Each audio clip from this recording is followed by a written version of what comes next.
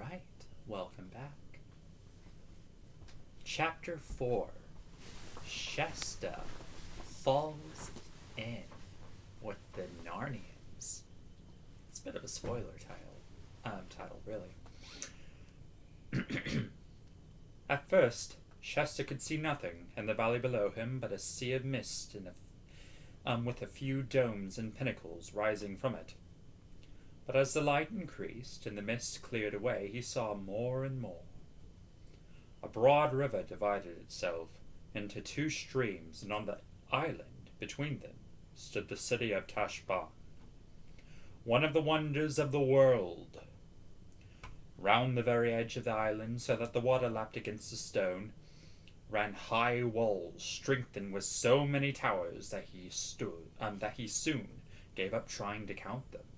Inside the walls the island rose, in a hill, and every bit of that hill up to the Tisroc's palace, and the great temple of Tash at the top was completely covered with buildings, terrace above terrace, street above street, zigzag roads or huge flights of steps, bordered with orange trees and lemon trees, roof gardens, balconies, deep archways, pillared colonnades, spires, battlements, minarets, pinnacles. And when at last the sun rose out of the sea, and the great silver-plated dome of the temple flashed back its light, he was almost dazed. Now we're going to pause a little bit because I want to show you a picture that this book shows. So this is Tashbaan right there, just so you can get an idea of what it looks like. Yeah, it's pretty cool. Just, if you want to, you can pause it later, but we're going to have to go on, okay? All right. Get on, Shasta, Bree kept saying. The riverbanks on either side of the valley were such a mass of gardens that they looked at first like forest, until you got closer and saw the white walls of innumerable houses peeking out from beneath the trees. Soon after that, Shasta noticed a delicious smell of flowers and fruit. About 15 minutes later, they were down among them, plodding on a level road with white walls on each side and trees bending over the walls. I say, said Shasta in an odd voice, this is a wonderful place. I dare say, said Bree, but I wish we were safely through it and out on the other side. Narnia and the north! At that moment, a low, throbbing noise began, which gradually swelled louder and louder till the whole valley seemed to be swaying with it. It was a musical noise, but so strong and solemn as to be a little frightening. That's the horns blowing for the city gates to be opened, said Bree. We shall be there in a minute. Now, Aravis, do droop your shoulders a bit and step heavier, and try to look less like a princess. Try to imagine you've been kicked and called names and cuffed all of your life. Well, if it comes to that, said Aravis, what about you drooping your head a bit more, and arching your neck a bit less, and trying to look less like a warhorse? Hush, said Bree. Here we are. And there they were. They had come to the river's edge, and the road ahead of them ran along a many-arched bridge. The water danced brightly in the early sunlight. Away to the right, nearer the river's mouth, they caught a glimpse of ships' masts. Several other travellers were before them on the bridge, mostly peasants driving laden donkeys and mules or carrying baskets on their heads. The children and horses joined the crowd. Is anything wrong? Whispered Shasta to Aravis, who had an odd look on her face. Oh, it's all very well for you, whispered Aravis, rather savagely. What would you care about, Tashbaan? But I ought to be riding in on a litter with soldiers before me and slaves behind, perhaps going to a feast in the Tisroc's palace. May he live forever. Not sneaking in like this. It's different for you. Shasta thought all that was very silly.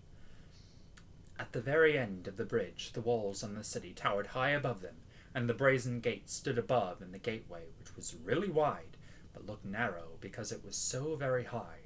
Half a dozen soldiers, leaning on their spears, stood on each side. Aravis couldn't help thinking, they'd all jump to attention and salute me if they knew whose daughter I am. But the others were only thinking of how they would get through and hoping the soldiers would not ask questions. Fortunately, they did not, but one of them picked a carrot out of the peasant's basket and threw it at Chester with a rough laugh, saying, "Hey, horse boy, you'll catch it from your you'll catch it if your master finds you've been using a saddle horse for pack work." This frightened him badly, for of course it showed that no one who knew anything about horses would mistake Bree for anything but a charger. "It's my master's orders, so there," said Shasta. But it would have been better if he had held his tongue, for the soldier gave him a box on the side of his face and nearly knocked him down and said, "Take that, you young filth, to teach you to talk to a... Yeah, take that, you young filth, to teach you how to talk to a free man." But they all slunk into the city without being stopped. Chester cried only a very little. He was used to hard knocks. Beside the gates, Tashbaan did not at first seem so splendid as it had looked from a distance. The first street was narrow, and there were hardly any windows in the walls on each side. It was much more crowded than Chester had expected. Crowded partly by the peasants on their way to market, who had come in with them, but also with water sellers, sweetmeat sellers, porters, soldiers, beggars, ragged children, hens, stray dogs, and barefooted slaves.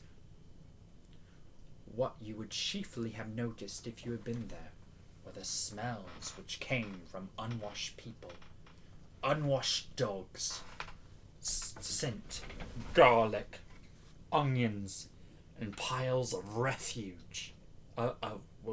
Sorry. Not the right word. And piles of refuse, which lay everywhere. So basically, poop. Shasta was pretending to lead, but it was really Bree who moved the way and kept guiding him by little nudges with his nose.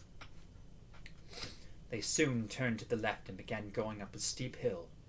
It was much fresher and pleasanter, for the road was bordered by trees, and there were houses only on the right side, and on the other they looked out over the roofs of the houses in the lower town and could see some way up the river. Then they went around a hairpin bend to the right and continued rising. They were zigzagging up to the center of Tashbaan. Soon they came to finer streets, great statues of the gods and heroes of Calormen, who were all most impressive rather than agreeable to look at, rose on shining pedestals. Palm trees and pillared arcades cast shadows over the burning pavements. And through the arched gateways on many a palace Shasta caught sight of green branches, cool fountains, and smooth lawns. It must be nice inside, he thought. At every turn, Shasta hoped they were getting out of the crowd, but they never did. This made the progress very slow. This usually happened because a loud voice shouted out, "Way, way, way for the Tarkhan," or "For the Tarkina," or "For the 15th Vizier," or "For the Ambassador," and everyone in the crowd would crush back against the walls, and above their head Chester would sometimes see the great lord or lady of whom all the fuss was being made, lolling upon a litter which 4 or 6 gigantic slaves carried on their bare shoulders. For in Tashbaan, there is only one traffic regulation, which is that everyone who is less important has to get out of the way for everyone who is more important, unless you want to cut from a whip or punch from the butt of a spear. It was in a splendid street very near the top of the city. Tisrock's palace was the only thing above it. The most disastrous of these stoppings occurred. "Way, way, way," came the voice. "Way for the white barbarian king, the guest of the Tisroc, may he live forever! Way for the Narnian lords!" Shasta tried to get out of the way and to make Bree go back, but no horse, not even a talking horse from Narnia, backs easily. And a woman with a very edgy basket in her hands, who was just behind Shasta, pushed the basket hard against his shoulders and said, "Now then, who are you shoving?" And then someone else jostled him from the side, and in the confusion of the moment he lost hold of Bree, and then the whole crowd behind him became so stiffened and packed tight that he couldn't move at all. Soon he found himself unintentionally in the first row and had a fine sight of the party that was coming down the street. It was quite unlike any other party they had seen that day. The crier who went before it, excuse me, the crier who went before it shouting, "Way, way," was the only Coloman in it. There was no litter. Everyone was on foot. There were about half a dozen men, and Chester had never seen anyone like them before.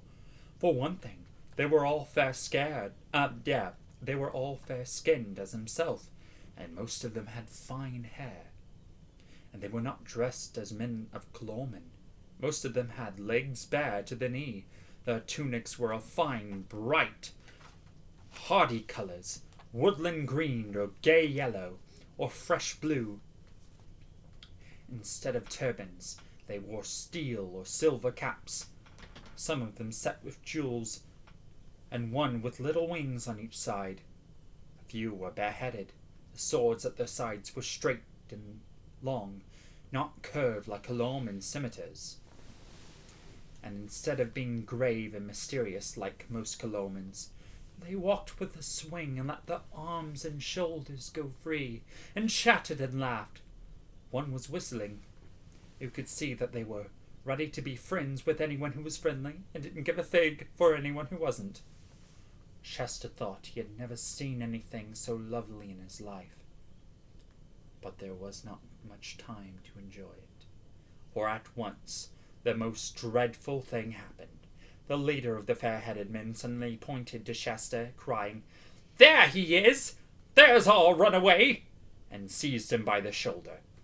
Next moment he gave Shasta a smack, not a cruel one to make you cry, but a sharp one to let you know you are in disgrace, and added, shaking, "Shame on you, my lord!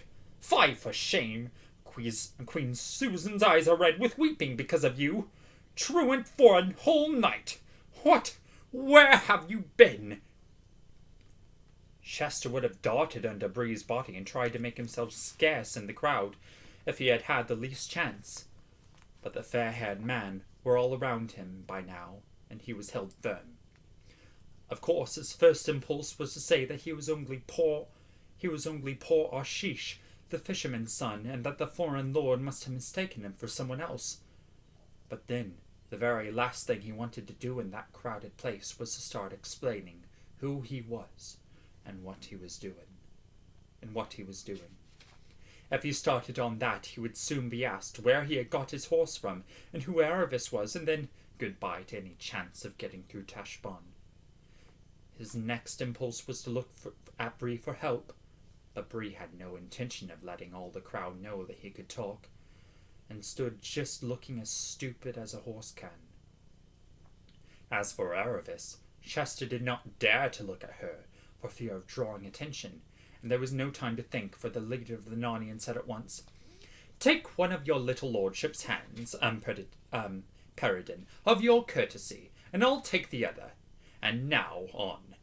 Our royal sister's mind will be greatly eased when she sees our young scapegrace safe in our lodging."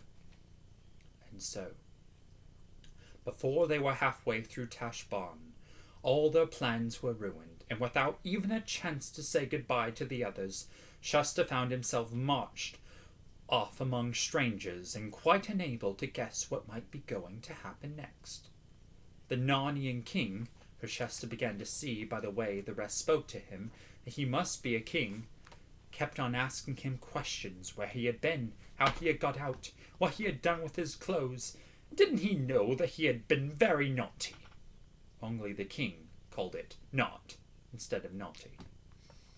And Chester said nothing in answer, because he couldn't think of anything to say that would not be dangerous. "What? All mum?" asked the king.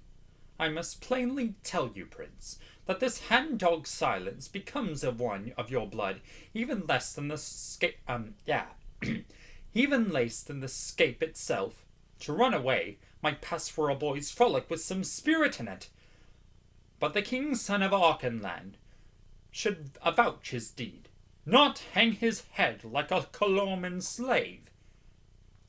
This was very unpleasant, for Chester felt all the time that this young king was the very nicest kind of grown-up, and would have liked to make a good impression on him.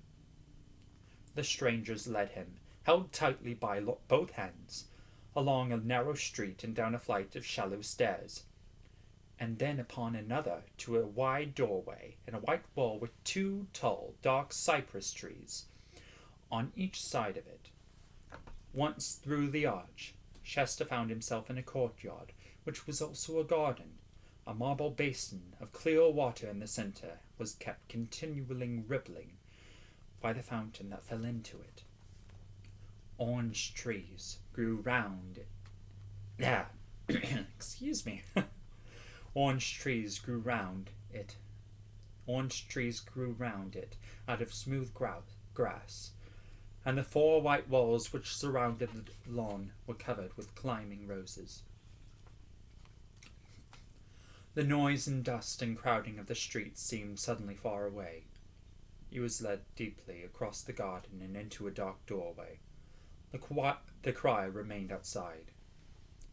After that, they took him along a corridor, where the stone floor felt beautifully cool to his hot feet, and up some stairs. A moment later he found himself blinking in the light of a big, airy room with wide open windows, all looking north so that no sun came in.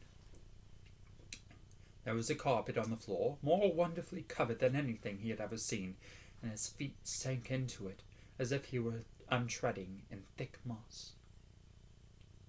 All round the walls there were low sofas with rich cushions on them, and the room seemed to be full of people, very queer, some of them, thought Chester.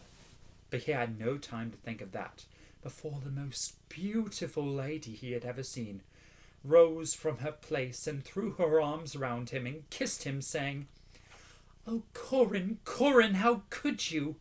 And thou and I such close friends ever since thy mother died. What should I have said to thy royal father if I came home without thee?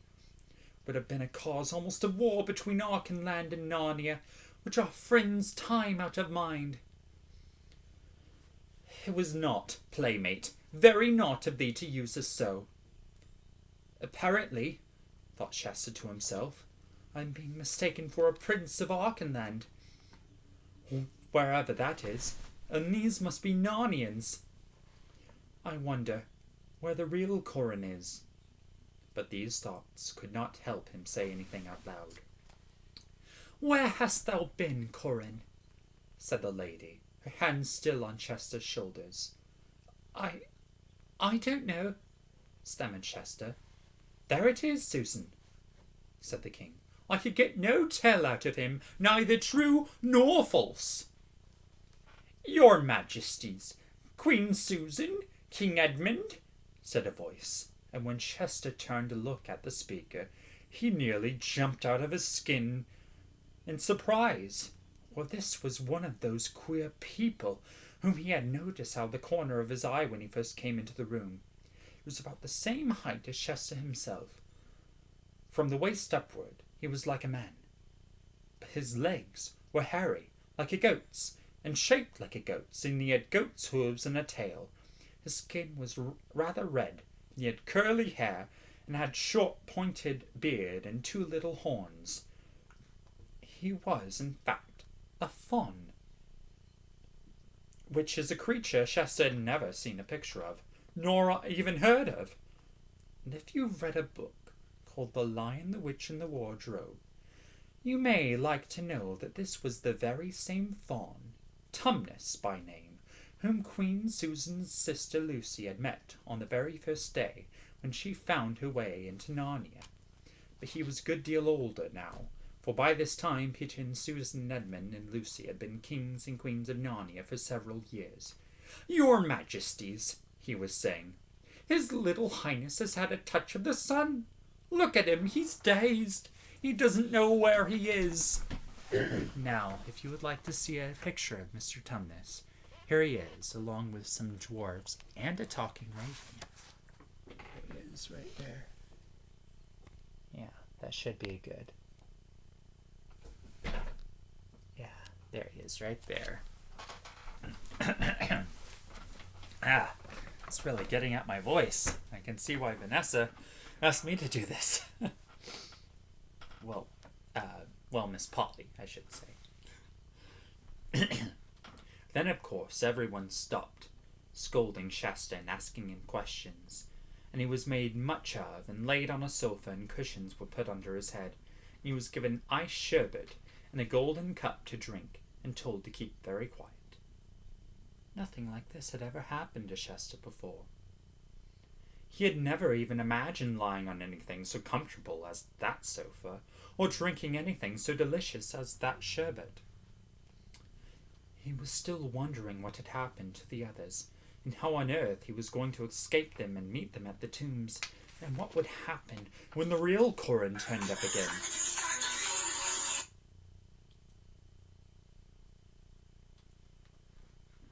Sorry about that.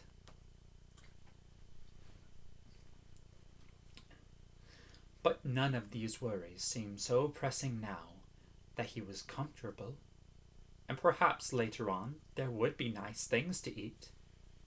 Meanwhile, the people in that cool, airy room were very interesting. Besides the fawn, there were 2 dwarves, a kind of creature he had never seen before, and a very large raven. The rest were all humans, grown-ups, but young, and all of them, both men and women, had nicer faces and voices than most Kilormans, and soon Shasta found himself taking an interest in the conversation. "Now, madam," the king was saying to the Queen Susan, the lady who had kissed Shasta, "what think of you? We have been in the city fully 3 weeks.